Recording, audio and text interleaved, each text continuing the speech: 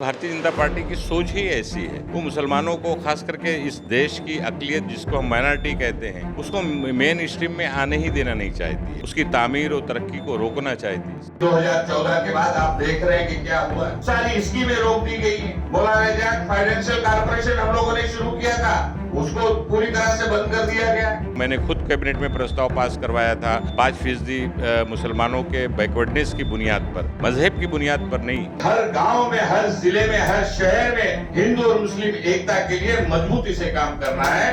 हिंदुस्तान का जो माहौल खराब करने की कोशिश और साजिश होते रहती है, उसको हम लोग रोक सके। इस देश का कानून सबके लिए बराबर है, चाहे वो हिंदू हो, मुसलमान हो, सिख हो, ईसाई हो। जब आप धनगर समाज की बात करते हैं, आप मराठा समाज के रिजर्वेशन की बात करते हैं, तो मुस्लिम समाज के रिजर्वेशन जो दिया गया है उसको आप रोकने की बात कैसे कर सकते हैं? कि मुंतशिर होगे तो मिट जाएगा वजूद, मुत्तहिद होगे तो ठोकर में जमाना होगा।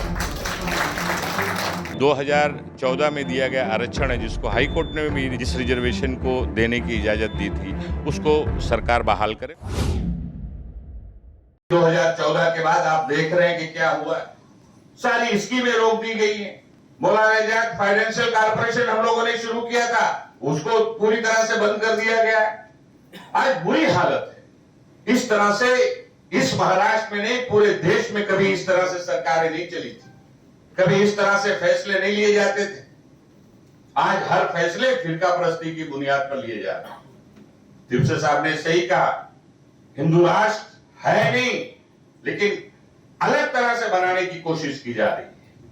जुडिशरी में, पुलिस स्टेशनों में, हाई कोर्ट के अंदर, सिटी सिविल कोर्ट में, डिस्ट्रिक्ट कोर्ट में, जिस तरह का वहां का प्रोसीजर, प्रोसेस, रिलीजियस, जिस तरह से सारी चीज की जा रही है, लेकिन किसी मुसलमान ने आज तक आवाज नहीं उठाई दिवसे साहब, ये क्यों हो रहा है। आप देखिए, मुसलमान से सेकुलर इस देश में कौन हो सकता है? सारे मुसलमान जानते हैं कि ये जो हो रहा है गलत हो रहा है, लेकिन वो कहते हैं कि जाने दीजिए, वो अपने मजहब के हिसाब से कर रहे हैं, अक्सरियत उनकी है, ज्यादा तादाद में है, वो कर रहे हैं तो करने दीजिए।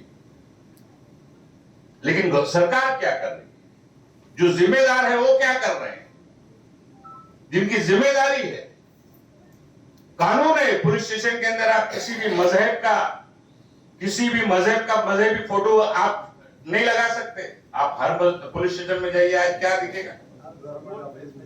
हर गवर्नमेंट ऑफिस में आज सब है, लेकिन एतराज कोई उस चीज पे नहीं उठाता है। एतराज आपकी सोच पे उठाया जाता है। एतराज जिस तरह से हुकूमत और हुकूमत में बैठे हुए लोग डिस्क्रिमिनेशन करते हैं, अन्याय करते हैं, अनजस्टिस करते हैं, लोगों को इंसाफ नहीं देते हैं, सवाल आज उस पर उठ रहा है और इसे उठाना चाहिए और मजबूती से हमें उठाने की जरूरत है। नहीं तो ये देश, बाबा साहब अम्बेडकर ने देश को जो संविधान दिया था, आइन दिया था, वो इसलिए नहीं दिया था कि लोग हक और अख्तियार होने के बावजूद भी उनको उनके हक से वंचित रखा जाए, उनको उनका इंसाफ ना मिले, इसलिए नहीं किया था।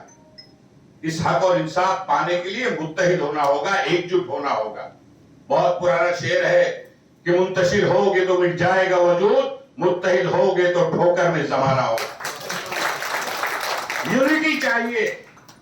मुत्तहिद का मतलब सिर्फ मुसलमान की बात मैं नहीं करता, मैं हिंदू और मुसलमान की बात करना चाहता हूं कि हिंदू और मुसलमानों ने, क्योंकि ये देश सबका है। जितना इस देश के कानून ने मोदी जी को अख्तियार दिया है, उससे कम अख्तियार नसीम खान को नहीं दिया है। सबके लिए इस देश का कानून, इस देश की ताकत, इस देश का पावर सबके लिए बराबर है। लेकिन जब इंसाफ देने की बात आती है तो हक तलफी की जाती है। उसे हमें रोकना है, समझदारी से रोकना है। मैं ये नहीं कहूंगा कि आप लाखों की तादाद पर सड़कों पे उतरे, लॉ एंड ऑर्डर को खराब करें। प्यार और मोहब्बत और इस मुल्क के आईन ने जो आपको अख्तियार दिया है, उसका इस्तेमाल करें। कि हर गांव में, हर जिले में, हर शहर में हिंदू और मुस्लिम एकता के लिए मजबूती से काम करना है, ताकि जो माहौल, हिंदुस्तान का जो माहौल खराब करने की कोशिश और साजिश होते रहती है, उसको हम लोग रोक सके। गाली का जवाब गाली से नहीं दिया जा सकता, झगड़े का जवाब झगड़े से नहीं दिया जा सकता। हर झगड़े का जवाब प्यार और मोहब्बत से देना चाहिए। और देना दीजिए। देखिए ये सब कैसे खत्म होते। मुट्ठी भर लोग हर जमात में, हर फिरके में, हर समाज में, हर इलाके में रहते हैं। ऐसे लोगों को सही रास्ते पे लाने के लिए उनकी जहनसाजी कीजिए, उनको समझाइए, उनसे अच्छे इखलाक से पेश आइए, अच्छे बर्ताव कीजिए। खुद ब खुद वो आपके सामने शर्मिंदा होंगे। इस मुल्क को बचाने का है, इस मुल्क के आईन को बचाने का है, इस मुल्क की डेमोक्रेसी को बचाने का है, इस मुल्क के संविधान को बचाने का है। मुल्क बचेगा तो हम भी बचेंगे, आप भी बचेंगे, थ्रिप्से साहब भी बचेंगे और मुंगे का साहब भी बचेंगे, नहीं तो कोई नहीं बचेगा। हमें ये करने की जरूरत है। आरक्षण को लेके महाराष्ट्र की सियासत काफी ज्यादा गर्म है, क्योंकि मराठा जो आरक्षण है जिसको लेके लगातार महाराष्ट्र के अंदर मुद्दे गरमाए हुए हैं। और महाराष्ट्र के अंदर मराठा आरक्षण के लिए हमने ये देखा कि लगातार जो रैली है वो जारी है अलग अलग इलाकों के अंदर। अगर बात करें तो मुस्लिम आरक्षण की, तो बॉम्बे हाईकोर्ट ने 5% जो है मुस्लिम आरक्षण 2014 में ही दे दिया था, लेकिन उसको अभी तक का इंप्लीमेंट नहीं किया गया है। अब मुस्लिम आरक्षण की भी धीरे धीरे मुद्दे गरमाते जा रहे हैं। हमारे साथ खुद x home minister Arif Naseem Khan है, कैबिनेट मिनिस्टर, वो मौजूद है। नसीम खान जी, ये सबसे पहला सवाल यही, मुसलमानों के आरक्षण को लेके इतने टाइम से पेंडिंग क्यों है? नहीं, पेंडिंग यही है कि इसकी वजह सबसे बड़ी है भारतीय जनता पार्टी, क्योंकि भारतीय जनता पार्टी की सोच ही ऐसी है। वो मुसलमानों को, खास करके इस देश की अक़लियत जिसको हम माइनॉरिटी कहते हैं, उसको मेन स्ट्रीम में आने ही देना नहीं चाहती है। उसको, उसकी तामीर और तरक्की को रोकना चाहती है। सरकारी नौकरियों में ज़्यादा से ज़्यादा लोग ना आएँ वो रोकना चाहती है। अच्छी हायर एजुकेशन में आगे ना बढ़ें वो रोकना चाहती है। तो इनका मंसूबा ही गलत है, ख़राब है, इसलिए तमाम सारी चीज़ हो रही। 2014 में मैं खुद वज़ीर था, मैंने खुद कैबिनेट में प्रस्ताव पास करवाया था 5% मुसलमानों के बैकवर्डनेस की बुनियाद पर, मज़हब की बुनियाद पर नहीं, पिछड़ेपन की बुनियाद पर रिजर्वेशन देने का हमने फैसला किया। कुछ लोग अदालत में गए उसके खिलाफ, अदालत ने भी उसको सही ठहराया कि नहीं, ये रिजर्वेशन जो दिया गया है ये ठीक है, ये चालू रखना चाहिए, क्योंकि मुसलमानों में पसमानदा जमात बहुत है, पिछड़े लोग बहुत हैं, अलग अलग बिरादरियां हैं, उनको देना चाहिए। तो वो, लेकिन भारतीय, उसके बाद 2014 में सरकार बदल गई और बीजेपी ने उसको रोक दिया है। अब आने वाला हमारी मांग है कि इस देश का कानून सबके लिए बराबर है, चाहे वो हिंदू हो, मुसलमान हो, सिख हो, ईसाई हो। जब आप धनगर समाज की बात करते हैं, आप मराठा समाज के रिजर्वेशन की बात करते हैं, तो मुस्लिम समाज के रिजर्वेशन जो दिया गया है उसको आप रोकने की बात कैसे कर सकते हैं?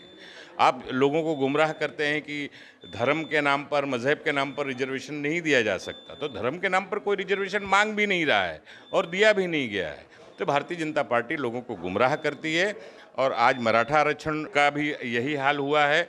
हम तो चाहते हैं मराठा समाज को भी आरक्षण मिले, धनगर समाज को भी आरक्षण मिले और मुसलमानों में जो पिछड़ा तबका है उसको भी आरक्षण जो दिया गया था वो मिलना चाहिए। मुसलमानों को दिया गया है, मुसलमानों में जो पसमानदा है उनको दिया गया है। भारतीय जनता पार्टी ये फैलाती है कि ये मज़हब की बुनियाद पर दिया गया है। हमने उसको मज़हब की बुनियाद पर नहीं, बल्कि मुसलमानों में जो इकोनॉमिकल, सोशल बैकवर्ड हैं उनकी बैकवर्डनेस की बुनियाद पे दिया गया है, जो इस देश का संविधान गवाही देता है, हक देता है, उससे दिया गया है। आने वाले वक्त के अंदर आपका ये आंदोलन जो है किस बुनियाद तक जाएगा? क्या महाराष्ट्र के अलग अलग इलाकों में भी आंदोलन होगा और आरक्षण की किस तरह की? नहीं, अभी मौलाना आज़ाद फेडरेशन के नाम से यहाँ पर आज सारे लोगों ने बैठक की है। अलग अलग महाराष्ट्र के अलग अलग इलाकों से तंजीमें आई हैं, उनके सरबराह थे। अब लोग जैसा फैसला करेंगे, हम एक ही बात कहेंगे कि सब दो चीज़ हमें करना ज़रूरी है। एक तो हिंदू मुस्लिम भाईचारगी का जो ताना बाना है उसको मजबूत करने के लिए हमें काम करना चाहिए। जो इस मुल्क की सांप्रदायिक ताकतें, खास करके भारतीय जनता पार्टी जैसी सियासी जमात ताकत, उसको कमज़ोर करना चाहती है, उसे हमें मजबूत करने का काम करना चाहिए। और दूसरा, जहाँ तक मुसलमानों को मुख्य धारा में लाने के लिए, मेन स्ट्रीम में लाने के लिए जो 2014 में दिया गया आरक्षण है, जिसको हाई कोर्ट ने भी जिस रिजर्वेशन को देने की इजाज़त दी थी, उसको सरकार बहाल करे। उसके लिए डेमोक्रेटिक तरीके से, लोकतांत्रिक तरीके से जो भी करने की ज़रूरत पड़ेगी, अलग अलग ज़िलों में, अलग अलग रीजन में, महाराष्ट्र में हम लोग मिलकर मशवरा करके करेंगे। 2014 में भी महाविकास आघाड़ी की, कांग्रेस और एनसीपी की सरकार थी, उस टाइम पे भी इम्प्लीमेंट नहीं हुआ। 2019 में फिर से कांग्रेस एनसीपी और शिवसेना की सरकार बनी, उस टाइम पे भी 2.5 साल सरकार चली, फिर भी इम्प्लीमेंट नहीं हुआ। तो मुसलमान कब तक का नेताओं पे भरोसा करे और कब तक का आश्वासन पे कायम रहे? नहीं, यहाँ आश्वासन की बात नहीं है, यह फैसले की बात है। 2004 में 14 में आश्वासन नहीं था, फैसला हुआ था और उस फैसले को लागू भी किया गया था। 2014 में महाराष्ट्र के मुसलमानों के 50 बिरादरियों को दिया गया रिजर्वेशन शुरू कर दिया गया था। उस साल लोगों को फ़ायदा भी मिला था। भारतीय जनता पार्टी की हुकूमत आने के बाद उसको रोक दी। अब 2.5 साल पहले की जो आप बात करते हैं तो 2.5 साल पहले शिवसेना और किस पोजीशन में वो 2.5 साल की सरकार चली, कांग्रेस पार्टी का कितना से उसमें था या राष्ट्रवादी का कितना से था, वो सियासी मुद्दे हैं। जब तक फुल फ्लेज गवर्नमेंट और ऐसी सरकार जिसकी सोच सही हो, जिसका किरदार सही हो, जो जिसकी करनी और कथनी में कोई अलग ना हो, अंतर ना हो, जब तक ऐसी सरकार ठोस नहीं बैठेगी तब तक हम इंसाफ की उम्मीद नहीं कर सकते। जैसे हम कर्नाटक में देखें कि मुसलमानों की वहाँ पर फलाह की बात और जो मैनिफेस्टो है वो लगातार कांग्रेस जो है वो बढ़ाती जा रही है। 2024 में फिर से विधानसभा का भी चुनाव है, पार्लियामेंट का भी चुनाव है, तो कांग्रेस महाराष्ट्र के मुसलमानों के लिए अलग से एक मैनिफेस्टो या अलग से कोई स्कीम लेके आएगी कि नहीं? नहीं, अलग से मैनिफेस्टो मुसलमानों के लिए या किसी एक जाति के लिए या बिरादरी के लिए नहीं बनता। मुश्तरका मैनिफेस्टो होता है और उस मैनिफेस्टो में हर अलग अलग जाति और बिरादरियों को क्या सरकार या पार्टी करना चाहती है वो अपना मंसूब उसमें जाहिर करती है। कर्नाटक में जो कांग्रेस पार्टी ने जो मैनिफेस्टो में जिन जिन समाज, जिन जिन जातियों को जो राहत देने के लिए कहा था वो फैसला उन्होंने लागू किया है, वहाँ पर लागू किया है। महाराष्ट्र में भी अगर उस तरह की सरकार बनी तो निश्चित तौर पर, यकीनी तौर पर वो फैसला होगा। ये थे आरिफ नसीम खान। साफ तौर पे इनका कहना है कि 2024 में फिर से अगर कांग्रेस की सरकार बनती है तो जो फैसले जो है लेने जाने हैं वो ज़रूर लिए जाएंगे। अब देखने वाली बात ये होगी कि 2024 के चुनाव से पहले सियासी घमासान और सियासी रंग क्या बनता है। द लीडर के लिए अमजद खान, मुंबई।